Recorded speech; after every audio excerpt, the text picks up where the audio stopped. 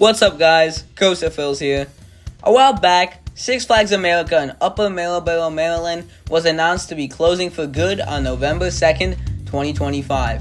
With this closure, the future of the current rides and 9 coasters remains a mystery.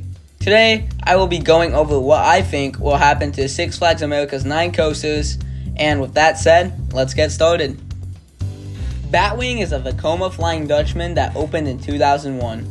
This coaster is the last of its model remaining in the world, as last year, its partner Nighthawk was removed from Carowinds.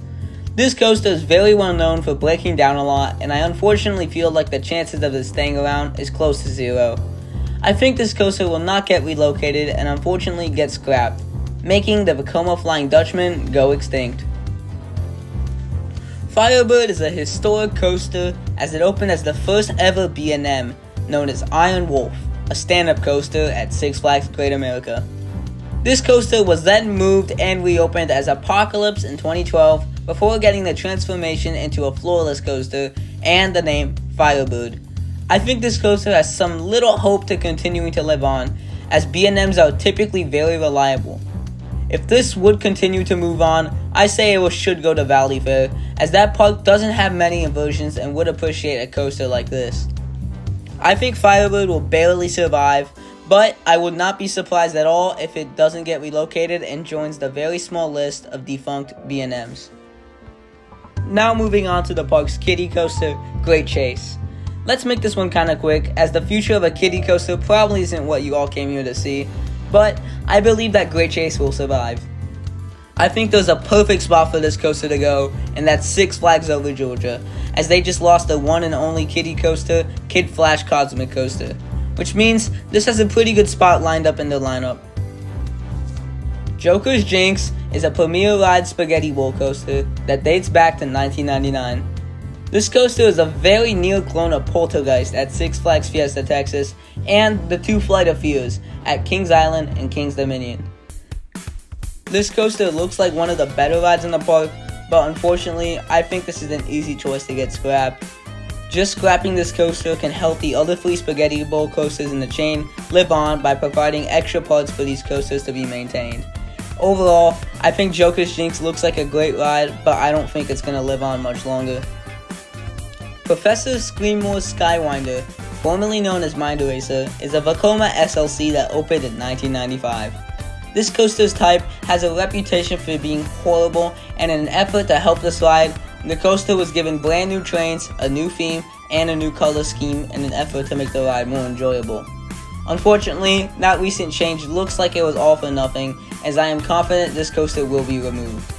I do think, however, that the brand new trains given to this ride will be used on another SLC in the chain, helping that become a better experience.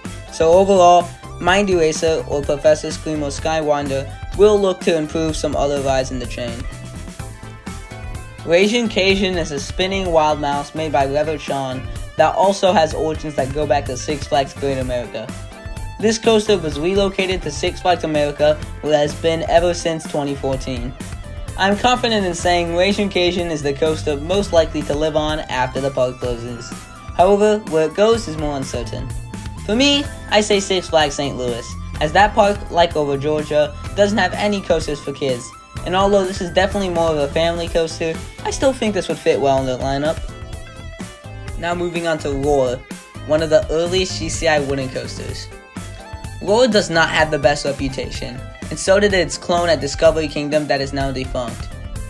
Its clone at Discovery Kingdom was actually turned into an RMC, which is now known as the Joker. Because of this, Roar for many years was near the top of lists for potential RMC candidates. However, with this park closing, we now know that's never going to happen. With this coaster already having so much speculation to be turned into an RMC and close in general, I think it's certain they don't relocate this. Wooden coasters are really hard to relocate, and I just don't see it happening for Roar. It doesn't have a good reputation at all. Now we move on to Six Flags America's tallest, fastest, and possibly best coaster, Superman Ride of Steel. This hyper, or coaster over 200 feet, is the biggest investment this park has ever seen, and its future looks very uncertain. A coaster this big has never before been relocated, let alone a hyper. However, I think this will be the first hyper to ever do it.